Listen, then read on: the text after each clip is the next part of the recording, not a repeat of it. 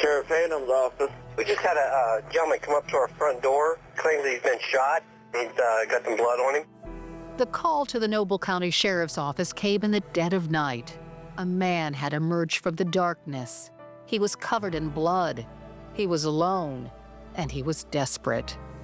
He told the caller's family he had hidden in the cold, damp woods for 7 hours, then walked for more than 3 miles to find help. What's that guy's name? What's your name, sir? Scott Davis. The man had no vehicle, no phone, just a story so strange, so bizarre, the local sheriff at the time, Stephen Hannum, doubted every word he said. You were actually shot 7 hours ago? Yeah. What was Jack driving? I don't know, Cavalier or Cutlass, something. I don't know. It was white. But Scott Davis insisted he'd been shot deep in the woods, hunted by a madman with a gun, intent on killing him for no good reason. What kind of gun? A long gun or a pistol? It's a pistol. What does Jack look like? Short hair, John Deere hats. You sure you weren't down country lane right out here? You sure you don't live down there in the country? Davis told the sheriff he had responded to a Craigslist ad, a go-to site for many men seeking jobs in a struggling economy. The ad was crafted with precision, every word chosen to make Davis believe he'd accepted the job of a lifetime. Davis swore that Craigslist ad was real, but that Jack, the man behind the ad, wasn't hiring. He was hunting. I sort of turned around and walking back, and I heard him say, F this. I'm like, what the hell? I've been talking to this guy off and on. He hasn't said one cuss word. So I spun around. In that moment, Davis swore Jack's eyes turned black. The gun was pointed directly at the back of my head. But after that, I started running like the bat out of hell. I lost my hat, and I kept running and running. I said, man, what the F are you doing, man? What's wrong with you? I'm Carol Costello. This is The God Hook. Episode 6 of 10, The Craigslist Ad. Let's go back in time, 3 months before Scott Davis ran for his life. Because 3 months before Davis escaped a killer, that same killer, Richard Beasley, was busy disappearing in Akron, prepping for his first murder. His mark? A homeless man named Ralph Geiger. Beasley had cooked up a new con. He would pose as a farmer who was looking for a caretaker to watch over his 600-acre property. The job paid $300 a week. Beasley called it the job of a lifetime. Except there was no farm, only a lie. And Ralph Geiger believed it because he said yes. In August of 2011, Geiger got into a red car, carrying all of his earthly possessions. Beasley sat in the passenger seat. 16-year-old Brigid Rafferty was in the back seat. Ralph Geiger was behind the wheel. Their destination? A remote stretch of land in Noble County, Ohio. Geiger thought he was driving toward a new beginning. He had no idea he was taking his killers exactly to where they wanted to go. Later, Brigid Rafferty would tell investigators what that trip was really about. Did Richard instruct you to bring anything with you, or what did he tell you you guys were going to be doing before you went? He said that he was going to need to get another identity for this gentleman, that he had to have me help him do it. Okay. And what were you going to do? I wasn't told, we're going to take him down here and murder him. He just said that he needed a new identity, that this guy looked similar to him, and he said that he needed to somehow murder him and then make his appearance overall similar to that gentleman's. When Rafferty and Beasley returned to Akron, Geiger was not with them. They left his body behind, buried in a shallow grave. Brogan saw everything. A boy of that age, you see something like that, you're going to go one way or the other. You either recoil or go all in. Brogan chose the latter. A week later, he wrote a poem. Quote, I dug the hole, It reached my waist when I was in it, maybe 4 feet deep. We put him in with difficulty. We showered him with lime like a satanic baptism. It was like we were excommunicating him from the world. Prayed like hell that night. I'll spare you the rest, but let's stop a minute. Brogan wrote a poem about a murder. Emily, I see you brought someone with you today. I did. I brought my co-counsel, Paul Scarsella, like the big brother I never had. He and I have been together for a number of years, trying all kinds of crazy cases. Like the Beasley case. Like the Beasley case. This one, definitely is the most interesting of all of them. Welcome, Paul. Thank you.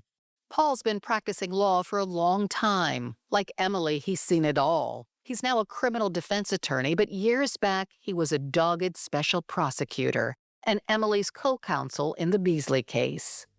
The poem that Brogan Rafferty wrote, can you talk about that a little bit? Brogan thought he was going to be some big bad biker boy. He had people around him all the time, and he saw someone get shot and helped bury him. The fact that he didn't report that or talk to anyone really does mesh with this idea that he thought this was going to be his lifestyle. Brogan just needed a nudge.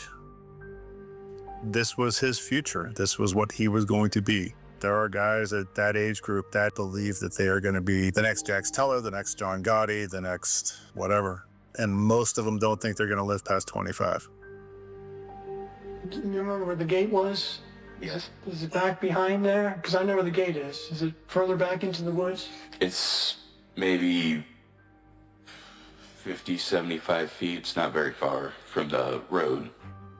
Now this here tells it a little different. The poem that I wrote to express my thoughts on it. Okay.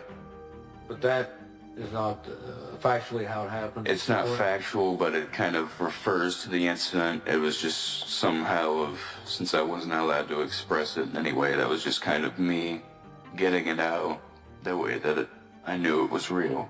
Okay. After Ralph Geiger disappeared, so did Chaplain Rich.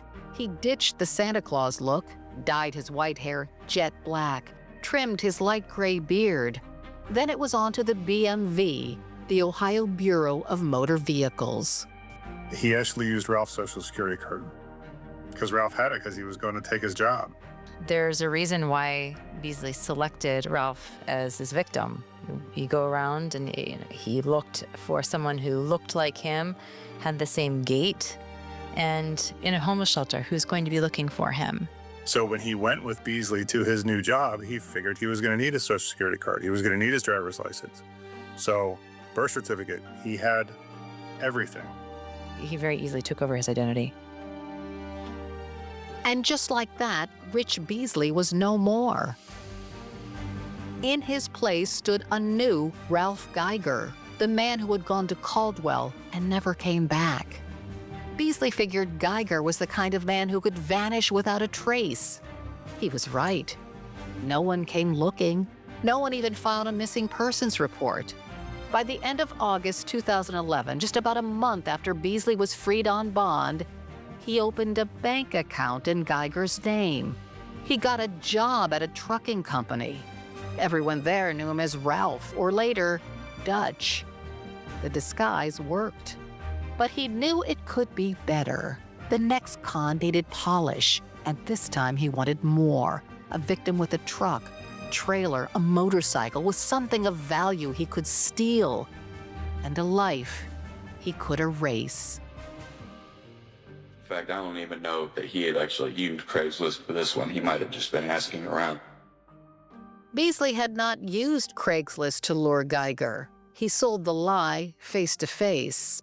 But that wasn't sustainable. Beasley needed distance. He needed a wider net. He certainly knew how to pitch a story. He'd written letters to judges to get clients out early. Police say he wrote back page ads to sell sex. So why not a job listing on a site everybody seemed to be using? To be clear, I don't know what Beasley was thinking, but detectives say he wrote one hell of a Craigslist ad. The Craigslist ad that Richard Beasley placed. appealed to a certain kind of person who might be attracted to a certain kind of place, like this place. Did you see that in that ad when you read it? Yeah, absolutely. Noble County Sheriff Jason Mackie. The ad, I think, was purposely written to appeal to a certain demographic. So he had to sit down and plan this for a long period of time. Ralph Geiger, the first victim, was early August of 2011. And then we don't see really anything until October.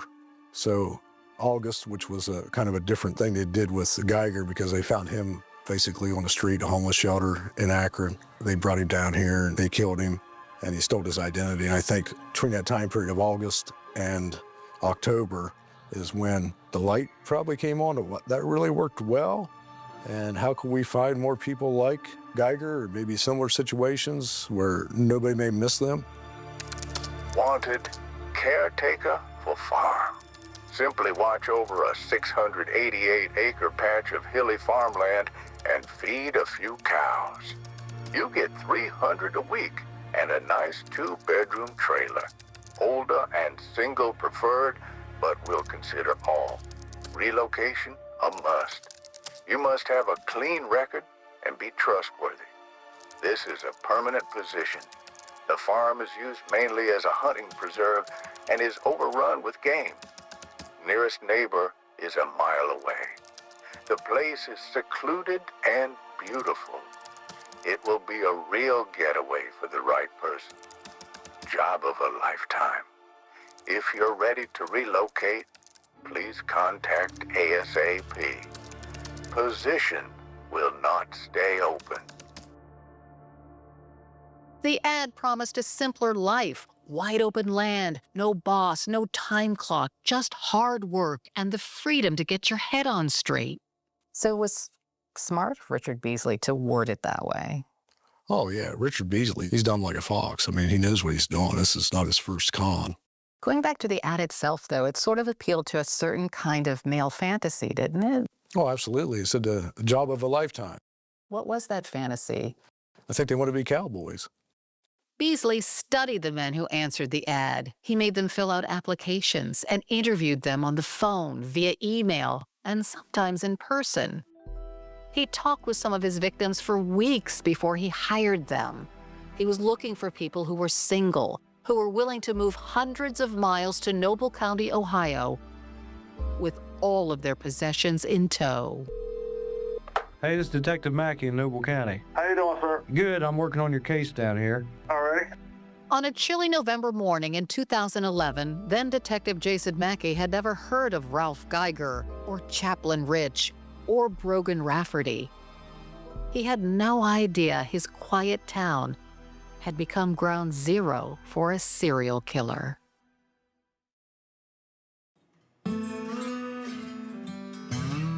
Mackie was on the phone with a man named Scott Davis, a landscaper who'd stumbled into a neighbor's farmhouse in Caldwell, soaked in blood. This is the man who claimed he'd been shot and was doubted by Sheriff Hannum. Davis had been transported 100 miles north to the nearest hospital that could handle a bullet wound. He needed surgery, a steel plate in his shattered elbow. Do you know of anybody that wants to kill you? No. Davis had just uprooted his life in South Carolina, liquidated his business to take a job as a caretaker for a 600-acre farm in Caldwell. He was a deeply Christian man, a good son who wanted to move closer to his ailing mother so he could care for her. And he wanted to start fresh. He told Detective Mackie he'd exchanged emails with his prospective employer for months. They'd arranged to meet in Marietta for breakfast, a town 25 miles from Caldwell. Now, Scott, I've got surveillance videos from the Shoney's. Yeah? You were wearing an orange shirt that had some white writing on the back? That's it. Davis remembered the man clearly. He had black hair, a patchy gray beard. He said his name was Jack, not Ralph or Dutch, not Richard, but Jack. And he wasn't alone. Jack was with a tall young man, his nephew. Was any of them wearing a hat? Do you remember? The older guy was wearing a John Deere hat. Okay. Do you remember the young fellow's name at all? I can't remember. I think he only mentioned it once. I think Ron. I can't remember say for sure. After breakfast, Scott climbed back into his truck and followed the two men and their car down the highway toward Caldwell. They stopped in a grocery store parking lot. Scott pulled in behind them, confused. But Jack had an explanation. They had you park your truck, they said, because the road was bad? Yeah, they said, go ahead and park your truck here. And I asked him, I said, why am I going to park my truck here? He says, well, like I was telling you earlier, the road's been washed away, and you won't be able to get your truck and trailer down in there. He says, what we're going to do today, he says, we're going to go get the equipment, and we're going to clear the roads. He says, and then we'll come back and get your truck and take you back out there. It sounded reasonable. The ground was wet and muddy. Davis wasn't thrilled about working on the Lord's Day, Sunday, but like he told Mackie, we got to clear the road, we got to clear the road. He could haul his stuff, his landscaping equipment, his tools, and his motorcycle to the farm later. What Scott didn't realize, this was the next move in a carefully laid trap. Davis got into his employer's car, Scott in the back seat, Jack rode shotgun.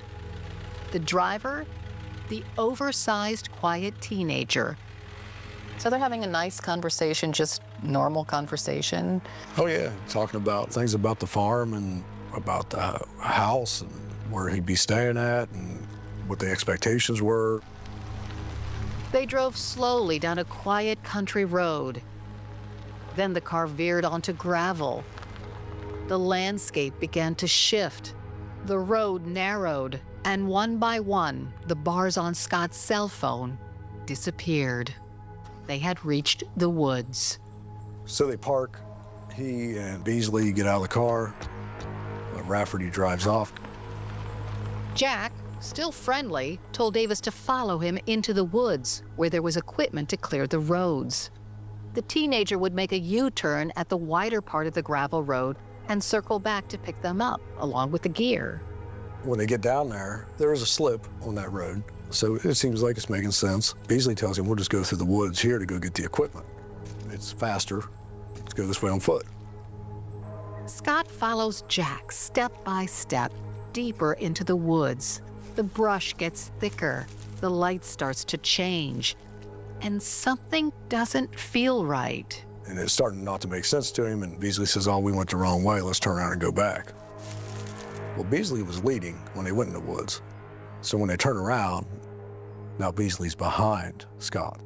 And I heard him say, F this. The shift in tone from folksy to profane was sudden, frightening. I'm like, what the hell? I've been talking to this guy off and on. He hasn't said one cuss word.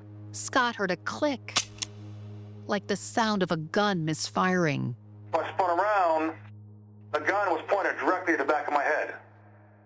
So I smacked the gun away from me, and then he went ahead, he pulled the trigger to get ready to shoot me again, and when he did, that's when he shot me in the arm.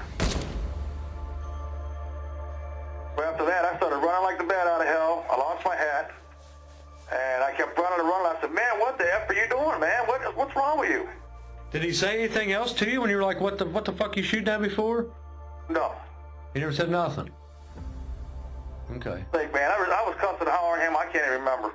Okay, but he never said anything that sticks out in your mind? I was cussing and hollering at him, man, because I just want to get the hell away from him. He was scaring the crap out of me, man. The shots just kept on coming. And then I started running up over the hill, and he kept popping caps at me. And thank God he wasn't in that good a shape, or who knows what would have happened. So then I ran as far and as long as I could, and I hid in the bushes till it got dark.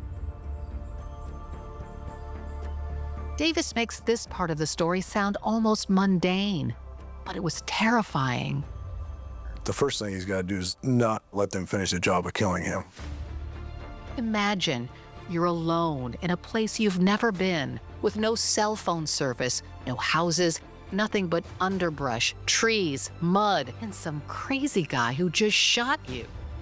And I don't know if you ever spent much time in the woods, but woods aren't quiet. So there's lots of noises. There's squirrels, there's small animals, there's deer, and I'm certain that every noise Scott Davis heard in his mind was Richard Beasley coming to finish the job. So he's hiding and he's bleeding. Yes. Scott Davis hid in the woods for 7 hours, his elbow shattered by a bullet.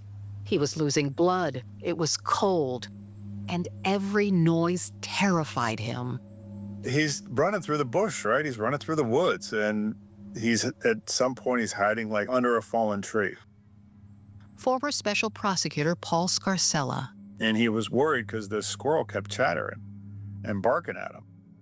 And he was like, I just wanted the squirrel to go away because I thought he was going to give my position away. I thought he was like pointing him out. He's like, I obviously was just crazy in my head, but I just wanted that squirrel to go away. And like so many of Richard Beasley's victims, Scott prayed. The whole time I was in the woods, I prayed that I will make it out of there to see my family. I just kept praying. I had a warm feeling come over me and those words in my heart that said, I got this. What a great feeling that was, knowing I was not alone in those woods. Davis covered himself with brush and waited for the only cover he could count on, darkness. Only then did he move, stumbling through the night, falling into holes, slashing himself on barbed wire. Then, exhausted, he fell down in the brush, certain he would die. That warm feeling came over me one more time. It said, I got you. That's the power of our Father, Son, and Holy Spirit. Thank you again, God, for saving me from that beast. He got up, still disoriented, but he knew one thing. If he stopped moving, he might die in these woods. So he forced himself to keep walking toward what he hoped was a road, toward what he hoped was help. Then, out of the darkness, the farmhouse. The man who answered the door couldn't believe what he saw. A man bleeding on his front porch. Sheriff Adams' office. We just had a gentleman come up to our front door, claim that he's been shot. He'd got some blood on him. An ambulance came. The sheriff and a deputy followed. The man who was sheriff at the time questioned Scott, and as you know, flat out didn't believe him. You were actually shot 7 hours ago? Yeah.